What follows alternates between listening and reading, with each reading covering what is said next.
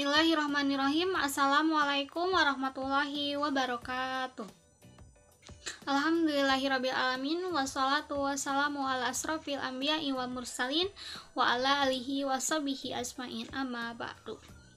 Yang terhormat dosen mata kuliah Konsep Dasar IPA SD dan Lab, Bapak Dr. Cartono MPD MT beserta Ibu Depi Rahmiati SPD MPD, dan tidak lupa rekan-rekan seperjuangan yang saya banggakan. Pertama-tama marilah kita panjatkan puji dan syukur kehadirat Allah Subhanahu wa taala, karena dengan rahmat dan hidayahnya kita diberi kesehatan, kelancaran sehingga kita dapat berjumpa meskipun berjumpa secara tidak langsung. Salawat serta salam tetap tercurah limpahkan kepada junjungan kita, yakni Nabi Muhammad SAW. Tidak lupa kepada keluarganya, kepada sahabatnya, dan semoga sampai kepada kita selaku umatnya. Alhamdulillah, pada kesempatan ini kami akan mempresentasikan hasil diskusi mengenai konsep sistem peredaran darah dan sistem gerak makhluk hidup serta implikasinya dalam pembelajaran IPA di sekolah dasar. Sebelum ke materi, di sini saya selaku moderator sekaligus pemateri juga. Di sini saya akan membimbing jalannya diskusi. Di sini saya tidak sendiri, bersama rekan-rekan saya. Di sini ada Hepri Marliansyah dengan NPM 2050609, lalu ada Sidik Permana yaitu dengan NPM 2050620, lalu ada saya sendiri yaitu Puspita Permatasari dengan NPM 2050624, lalu yang terakhir di sini ada Ulfa Nuraini dengan NPM 2050641. Baik, selanjutnya kita akan memasuki pemaparan materi. Baik, materi pertama akan dipaparkan oleh saya. Yang pertama ada peredaran darah. Definisi peredaran darah. Peredaran darah merupakan suatu sistem organ sirkulasi darah yang terdiri atas jantung, komponen darah, dan pembuluh darah yang berfungsi mengalirkan suplai oksigen dan nutrisi tubuh ke seluruh jaringan tubuh yang diperlukan untuk metabolisme tubuh. Sistem peredaran darah memiliki 3 komponen dasar, yaitu jantung, pembuluh darah, dan darah, menurut Syaifuddin tahun 2011. Nah, sistem peredaran darah manusia memiliki peran yang sangat penting bagi tubuh. Tak hanya mengalirkan nutrisi dan oksigen ke seluruh tubuh, sistem ini juga berperan dalam proses metabolisme. Oleh karena itu, penting untuk selalu menjaga kesehatan dan kelancaran sistem peredaran darah. Lalu selanjutnya ada organ penyusun sistem peredaran darah. Sistem peredaran darah atau sistem kardiovaskular terdiri dari berbagai organ yang memiliki fungsinya masing-masing. Sistem organ ini memiliki tugas utama yang mengedarkan oksigen dan nutrisi ke seluruh sel dan jaringan tubuh. Di sini organ penyusun sistem peredaran darah yaitu ada jantung, pembuluh darah, dan darah. Yang pertama, jantung. Jantung ini merupakan salah satu organ vital dalam tubuh manusia yang berfungsi untuk memompa darah ke seluruh tubuh. Jantung terletak di bagian tengah rongga dada, tepatnya di bagian belakang sisi kiri tulang dada. Ukuran jantung dewasa kira-kira sedikit lebih besar ya dari satu kepala tangan, segini. Di dalam jantung terdapat ruang yang terbagi menjadi 2 bilik dan 2 serambi.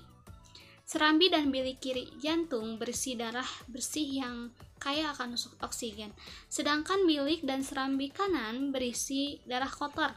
4 ruang di dalam jantung juga dilengkapi dengan 4 katup yang berfungsi untuk menjaga aliran darah mengalir ke arah yang tepat. Yang mana katup di kiri jantung mengontrol keluar masuknya darah. Mengontrol keluar masuknya darah bersih, dan katup di sebelah kanan juga mengontrol darah keluar masuknya, yaitu darah kotor. Yaitu selanjutnya yang kedua itu tadi ada pembuluh darah. Nah, pembuluh darah di sini yaitu bagian dari sistem peredaran darah yang berfungsi untuk mengedarkan darah dari jantung ke berbagai organ dan jaringan tubuh maupun sebaliknya. Ada dua jenis pembuluh darah di dalam tubuh, yaitu ada pembuluh darah arteri dan pembuluh darah pena. Nah, pembuluh darah arteri merupakan pembuluh darah yang bertugas membawa darah yang kaya akan oksigen dari jantung, kemudian diedarkan menuju seluruh jaringan dan organ tubuh, kecuali pembuluh arteri pulmonalis. Darah bersih dipompa keluar dari jantung akan melalui pembuluh darah utama, yaitu aorta, dari bilik kiri ke jantung. Aorta ini kemudian bercabang menjadi pembuluh darah arteri yang lebih kecil atau disebut arteriol yang menyebar di seluruh bagian tubuh. Lalu yang kedua tadi ada pembuluh pena. Pembuluh darah pena merupakan pembuluh yang bertugas untuk membawa darah dari seluruh jaringan dan organ tubuh untuk kembali ke jantung, baik dari seluruh tubuh atau dari paru-paru. Pembuluh pena besar yaitu pena capa membawa darah kotor yang mengandung karbon dioksida dari seluruh tubuh untuk dialirkan ke paru-paru dan ditukarkan dengan oksigen yang melalui proses pernapasan. Sementara itu, pena pulmonalis atau pena paru-paru membawa darah bersih yang kaya oksigen dari paru-paru menuju jantung. Yang ketiga ada darah. Darah adalah komponen terpenting ya dari sistem peredaran darah manusia. Darah berperan sebagai pembawa nutrisi, oksigen, hormon, dan antibodi ke seluruh tubuh. Tak hanya itu, darah juga mengangkut zat beracun dan sistem metabolisme seperti karbon dioksida untuk dikeluarkan dari tubuh. Darah manusia terdiri atas beberapa bagian yang meliputi plasma darah, sel darah putih, dan keping darah. Plasma darah merupakan cairan berwarna kekuningan yang mengandung berbagai zat penting seperti hormon, protein. Lalu sel darah merah atau disebut juga dengan eritrosit berfungsi sebagai pembawa oksigen dari karbon dioksida. Sedangkan sel darah putih disebut dengan leukosit merupakan komponen utama dari sistem kekebalan tubuh. Sel darah ini berfungsi atau bertugas untuk mendeteksi keberadaan benda asing yang berbahaya seperti zat beracun, kuman, lalu melawannya agar tubuh terlindung dari berbagai penyakit seperti itu. Sedangkan kepingan darah yang bisa disebut dengan trombosit dibutuhkan oleh tubuh untuk menunjang proses pembukuan darah saat terjadi luka atau cedera. Baik, materi selanjutnya akan dipaparkan oleh Ulfa. Kepada Ulfa, saya persilahkan. Assalamualaikum warahmatullahi wabarakatuh. Saya Ulfa Nuraini. Di sini saya akan menjelaskan tentang mekanisme sistem peredaran darah manusia. Mekanisme sistem peredaran darah manusia itu tidak terlepas dengan adanya peran dari anggota atau organ tubuh yang lain seperti jantung dan paru-paru. Mereka saling bekerja sama satu sama lain untuk menciptakan suatu mekanisme, yaitu sistem peredaran darah manusia. Di sini saya akan menjelaskan tentang beberapa sirkulasi yang terjadi dalam mekanisme sistem peredaran darah manusia. Yang pertama ada sirkulasi sistemik. Sirkulasi sistemik adalah peredaran darah manusia yang mencakup seluruh tubuh dan berlangsung saat darah bersih yang mengandung oksigen mengisi serambi kiri jantung. Darah bersih yang kaya oksigen ini mengalir menuju jantung setelah melepas karbon dioksida di paru-paru. Setelah berada di serambi kiri, darah akan diteruskan ke bilik kiri jantung untuk dialirkan ke seluruh tubuh melalui aorta. Darah yang mengalir melalui aorta terus mengalir hingga bagian paling ujung di seluruh tubuh. Setelahnya, darah akan kembali ke serambi kanan untuk mengalami proses pembersihan darah. Sirkulasi sistemik ini ketika darah itu mengalir ke seluruh tubuh, bukan hanya ke dalam satu organ saja. Dan darah di sini dimaksud adalah darah bersih, yaitu mengandung oksigen karena karbon dioksidanya itu sudah dilepas terlebih dahulu di paru-paru. Lalu darah bersih tersebut masuk ke serambi kiri dan diteruskan ke bilik kiri jantung seperti itu. Dan proses ini tentu saja akan mengalir di seluruh tubuh manusia. Darah akan mengalir di seluruh tubuh manusia ketika melalui proses sirkulasi sistemik. Yang kedua adalah sirkulasi pulmonal. Sirkulasi pulmonal disebut juga sirkulasi paru, merupakan sirkulasi darah dari jantung menuju paru-paru dan sebaliknya. Peredaran darah manusia dalam siklus ini berlangsung pada darah yang mengandung karbon dioksida dari sisa metabolisme tubuh kembali ke jantung melalui pembuluh vena besar. Darah kemudian akan masuk ke serambi kanan dan diteruskan ke bilik kanan jantung. Kemudian dialirkan ke paru-paru melalui arteri pulmonalis untuk ditukar menjadi oksigen. Darah bersih yang kaya oksigen ini akan masuk ke serambi kiri jantung melalui vena pulmonalis untuk diedarkan ke seluruh tubuh. Sirkulasi pulmonal disebut juga sirkulasi paru karena terjadinya peredaran darah itu hanya terjadi di antara jantung menuju paru-paru saja, tidak ke seluruh tubuh, beda dengan sirkulasi sistemik yang telah dijelaskan tadi. Dan juga darah yang diedarkan menuju paru-paru ini darah yang mengandung karbon dioksida. Karbon dioksida ini adalah hasil dari sisa metabolisme tubuh. Yang ketiga adalah sirkulasi koroner. Sama seperti halnya organ tubuh lain, jantung juga membutuhkan asupan oksigen atau nutrisi agar dapat menjalankan fungsinya dengan baik. Darah yang membawa nutrisi dan oksigen ke otot-otot jantung akan dialirkan melalui pembuluh arteri koroner. Mengapa sirkulasi ini disebut dengan sirkulasi koroner? Karena di sini itu membutuhkan peran dari pembuluh arteri koroner ketika akan mengedarkan darah dan nutrisi ke otot-otot jantung. Karena kita bisa ketahui jantung juga merupakan organ yang sangat penting dan dia membutuhkan asupan oksigen dan nutrisi dengan baik agar ketika menjalankan fungsinya dia menjalankannya dengan baik dan sesuai. Selain mekanisme sistem peredaran darah manusia, di sini saya juga akan menjelaskan tentang gangguan pada sistem peredaran darah manusia. Gangguan pada sistem peredaran darah manusia itu dikarenakan ada satu atau dua organ yang tidak memenuhi fungsinya dengan baik.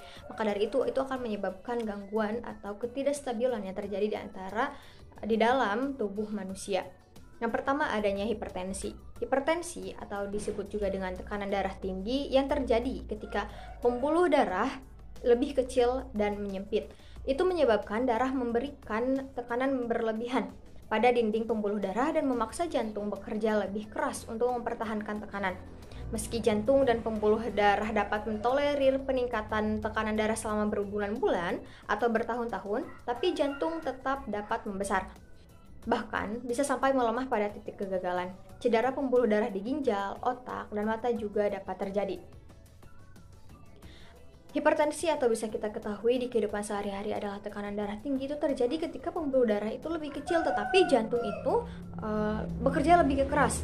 Jantung memompa darah itu lebih cepat dari normalnya. Maka dari itu akan menyebabkan beberapa komplikasi seperti cedera pembuluh darah di ginjal, otak, dan mata juga itu bisa terjadi karena adanya kesalahan dari fungsi atau kerja jantung itu sendiri. Yang selanjutnya adalah anemia.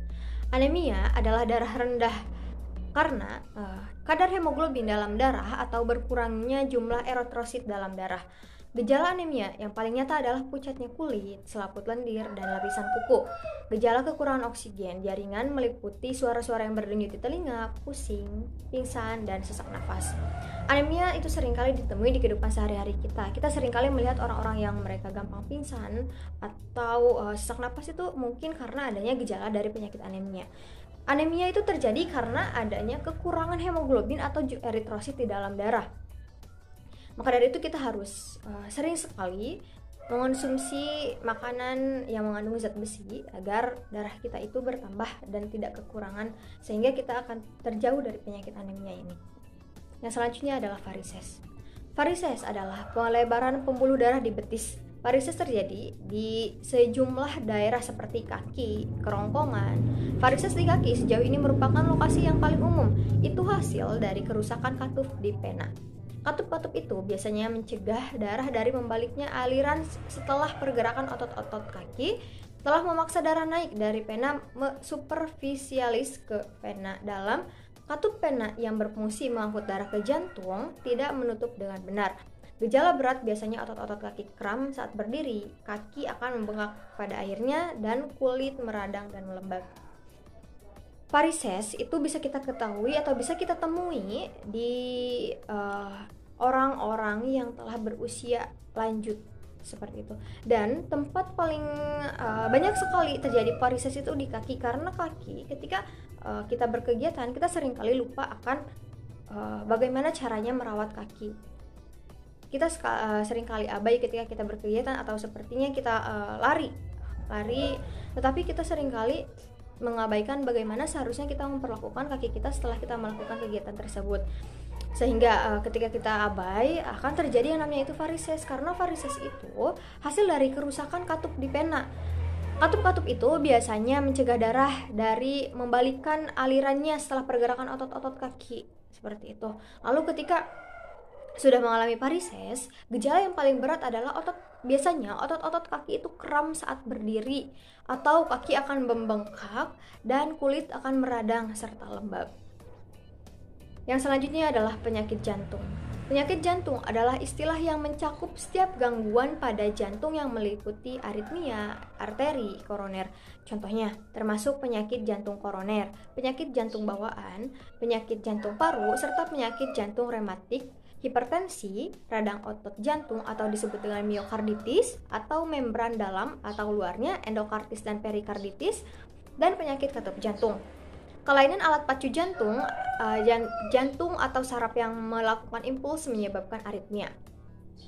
Penyakit jantung itu penyakit yang dialami oleh seluruh bagian-bagian jantung, seperti yang telah disebutkan tadi.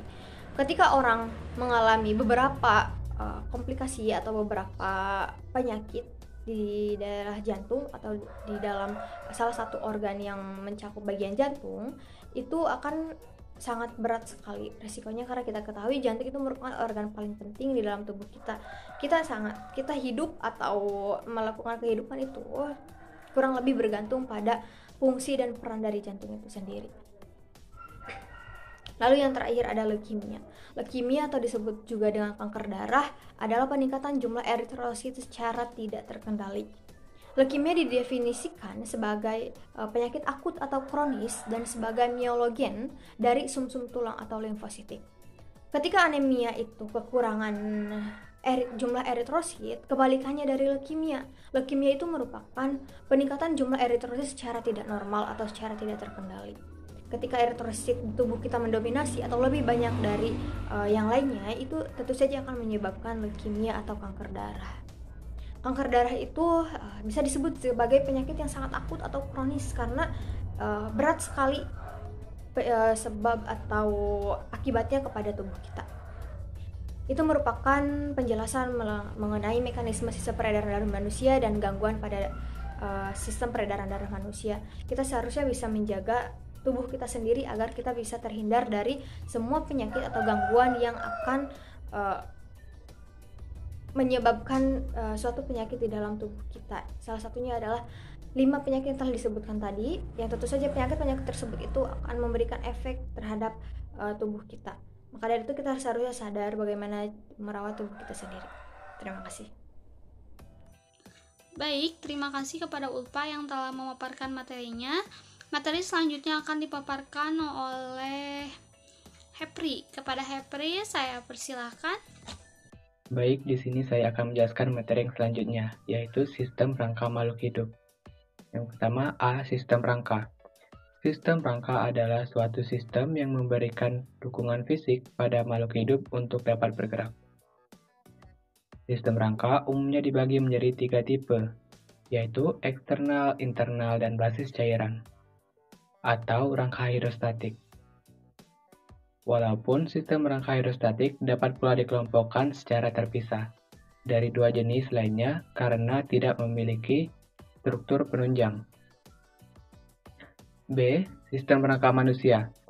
Sistem rangka manusia merupakan kumpulan dari tulang-tulang yang saling terhubung satu sama lain, membentuk sistem gerak.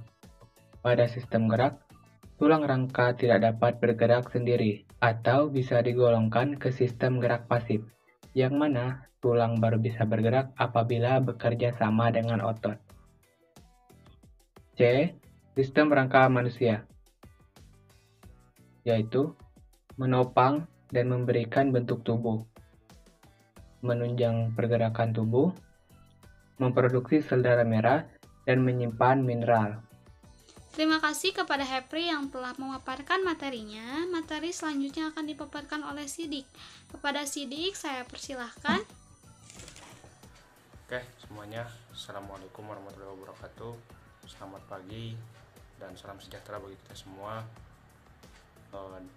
Perkenalkan, nama saya Permana Wardani dengan nomor MPM 20506020. Kali ini saya akan mempresentasikan yaitu tentang implikasi sistem pendarahan pada manusia dan sistem rangka makhluk hidup pada pembelajaran sekolah dasar ya. Mungkin pembahasan dari materi ini ya ada dan sistem peredaran darah dan strukturnya itu rangka makhluk hidup ya, serta implikasinya dalam pendidikan sekolah dasar ya. Di antaranya ya peserta didik dapat menjelaskan apa yang dimaksud dengan sistem peredaran darah dan sistem rangka makhluk hidup ya. Yang kedua juga peserta didik harus mengetahui apa itu sistem penyusunan peredaran darah ya. Yang atas juga ada dan memahami mekanisme peredaran darah pada manusia serta gangguan peredaran darahnya gitu. Ini yang terakhir mengetahui fungsi rangka pada makhluk hidup. Baik, mungkin itu saja yang dapat kami sampaikan. Mudah-mudahan dapat dipahami dan bermanfaat untuk kita semua. Kurang lebihnya mohon dimaafkan dan terima kasih kepada Bapak Dr. Certono MPD MT beserta Ibu Depi Rahmiati SPD MPD, dan tidak lupa kepada rekan-rekan semuanya, terima kasih atas perhatiannya. Akhirul kalam, wassalamualaikum warahmatullahi wabarakatuh.